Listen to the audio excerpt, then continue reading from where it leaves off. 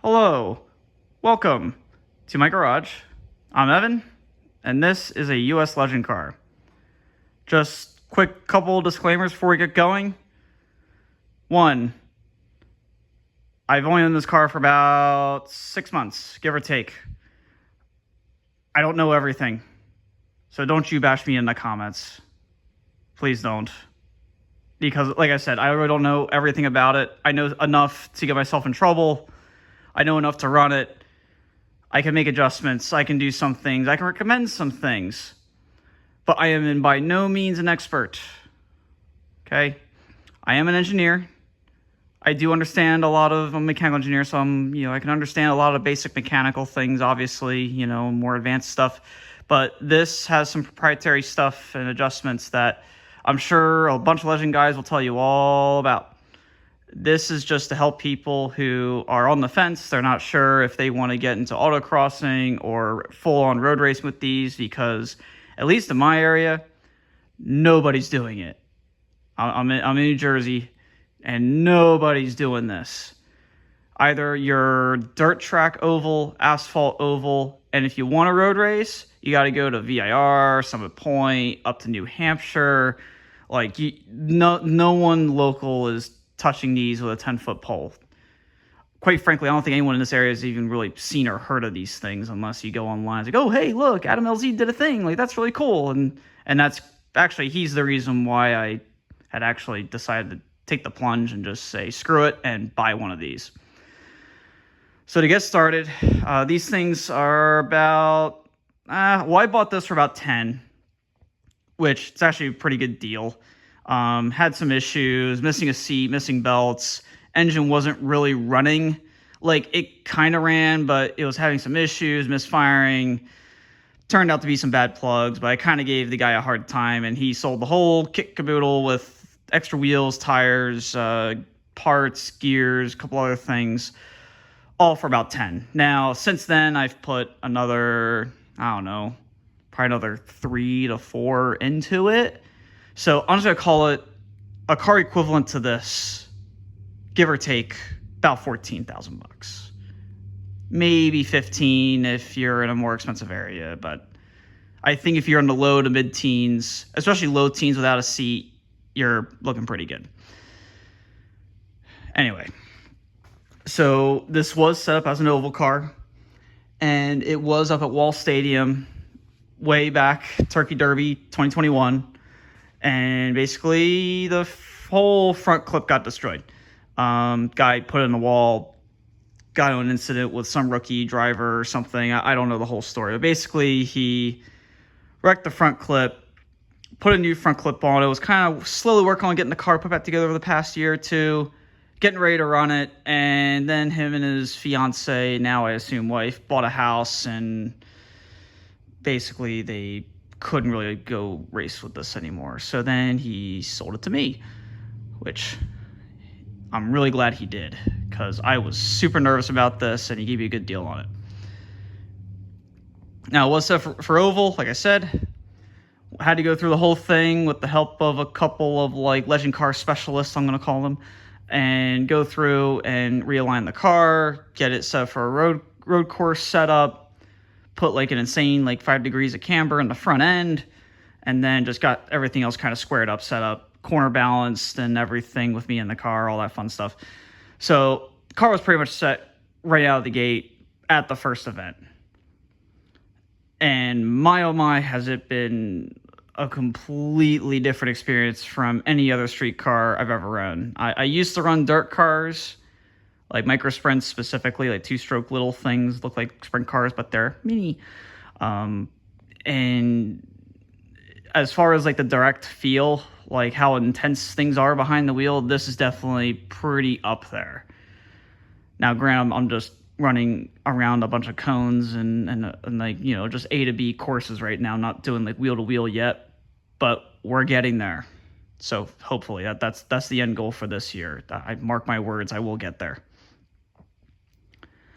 So if anyone's new to these, basically this is a newer motor. They used to run air-cooled 1250s, And I was looking at some for about the $3,000 to $5,000 area with similar spares, that kind of thing.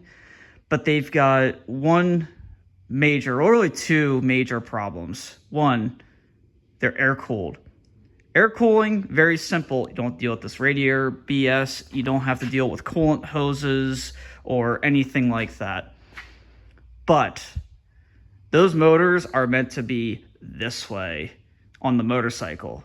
So in a car, when you turn it this way, the front cylinder is getting all the cooling and maybe the front part of the cylinder head, and then the rest get baked, like hardcore baked. You've got no air coming through. Some guys will drill holes in these to try to help them out, but they just get hot. I mean, oil temps in the mid to upper 200s very regularly. Basically, whenever you park the car, you have to quickly get out of it and have a generator ready and a guy ready with fans. And you just have to just blast the thing with air to have any chance of it running okay for the next race or the next run if you're doing autocross. I really didn't want to deal with that personally. Along with the older motors are also carbureted, which I used to have like 80s motorcycles for a number of years. And they're great. Carburetors are simple. They always work generally, as long as they stay clean and as long as you're running them all the time. It's a race car. I'm running it once a month maybe, or like once every like 2 to 3 weeks. I'm not racing every week. I don't want to deal with that. This is fuel injected and water cooled. I've never seen water temps get over 180 degrees on this. Like, it runs extremely cool. And I am so thankful I spent the extra money on this. It's way easier. There is a newer version, an MT09. It's basically the same motor. It's just, I think it has like 50 more cc's. But funny enough, they all have to be made by or built by U.S. Legend cars. So essentially, they're all sealed motors. So regardless if you have an FZ09 or an MT09, you're gonna do fine. That extra 50 cc's doesn't really make you any extra power. They're all built to be the same power, right? So if anything, you might get slightly more torque, I've heard. But I don't know. Like, I could kind of see it with the extra displacement, but also for this, who cares? Like, really, who cares? Just go out and have fun. That's really what these things are about, especially in a guy in my situation where I just want to have fun, do some autocross, do some, track work kind of stuff with SCCA. I'm not really looking to run these with other Legend cars. I mean, I can. It's legally right now set up to go. I just don't have a fire bottle in it at the moment. We'll be getting that at some point. Don't freak out. So, yeah. So, one big thing I did change on this car since I've gotten it. Obviously, I converted to road course racing. I've added the seat. I've put the belts in it. And what was really shocking to me was just how tight these are. And this camera will not do it justice whatsoever. But essentially, your butt sits here. Pedals are obviously down here. Those two are both the same. They're both brake pedals that are just kind of linked together. Your gas pedal's that tiny little thing over there. And then your clutch pedal's right there. Now, essentially, when your butt sits there, your knees basically kind of go behind this 13 or 14-inch big old MPI wheel. Your legs aren't going to touch this center rack to make sure that doesn't happen, but you're scrunched in there, and you're basically rolling your ankles along this bar here to work the pedals. Like, it's tight, and I'm 5'8", and it's tight. Now, you get used to it, but if you're taller, you need to get a big boy car, which all that really is. People talk about it a lot. They're standard as of 2017 and onward, I've been told. And that's what the internet says, but, it's the internet. All that is this is a regular small boy car. And there's a couple bars that sit right at the corner of this lip here, right? Now, essentially, to convert this to a big boy car, you cut those bars out and everything gets shifted all the way back to be along this bar here that goes, well, this is kind of angled back. It'll actually go straight down from here. So all that does is that will gain your seat maybe 2 inches, maybe 3 at the very most. But apparently it's a must for most people. Thankfully, I'm vertically challenged at 5'8", so I don't care. I really don't care. At least for what I'm doing. And there's your fuel tank. This is an older fuel tank. That's another thing too. The newer fuel tanks are smaller. This is a bigger one at 5 gallons. The other ones are like 4.1 or 4.2 or something like that. So if you're doing a long road race, apparently these are desirable. I just got lucky. I wasn't really paying attention for it. That's your fuel setup and everything. There's your battery. Obviously the rear end. This is actually, funny enough, it's like an 80s Toyota rear end is what it's based on. And so is that gear set. Basically everything about it is just a cut down Toyota rear end, essentially, out of a Corolla and or Celica. So happy days, fun stuff. So generally speaking, after I had the road race alignment done, just to corner balance the car, make sure everything's okay, I just ran it as is with the Spec Legend tire, which is this guy here. So this here, oh sorry camera, it's literally stamped US LCI, US Legend Car Incorporated. So these are spec'd agreement between Hoosier and US Legend Cars. They used to run Firestones back in the day, but they switched to these a while ago. And this is just like a bias ply, kind of like, all the tires meant to be the same, lower grip levels than a regular like racing tire. And it's meant to make the racing more interesting, more competitive. You just don't have a bunch of really fast, dirty karts running around. And they did okay for road racing / autocross stuff. But oh my god, were the grip levels insanely low. Like, I used to run a 200 tread wear tire, and basically it was on like a Volkswagen for autocross, and these are worse than that tire. Like, these are terrible. And I didn't realize how terrible they were until I took the gamble and bought these. Now, these are Hoosier R7s. Oh, look at the wrong side here. These are Hoosier R7s that are actually takeoffs from a spec racer Ford. Funny enough, they're the perfect tire for Legend Cars Racing SCCA 205/60 R13s. Now, what makes that great is that now there's actually a pretty good source of, if you want to race on a budget like I am, you can buy, basically, I bought 6 of these for like $500 or $600, something like that. Basically, $100 a tire, depending on condition. I mean, some are worse than others. It's, it's a gamble, right? They're used tires.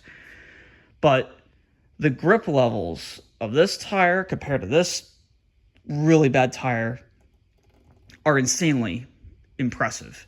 And hilariously, in the last video I did, that one video where got fastest time of the day, it was like the most recent video, or one right before this one if you're watching a year from now. That was the very first weekend I had on these tires. That was the 7th or 8th run for the whole weekend I had on these tires. And I went from barely keeping up to another F-mod car. It was like a F600 or F500, something like that, snowmobile, clutch, like belt-driven thing. Like, I don't know what they are exactly. I couldn't keep up with that thing when it ran right.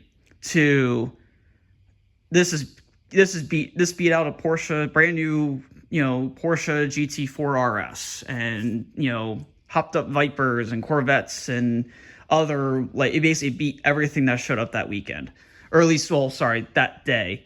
The day before I had some issues, but I digress.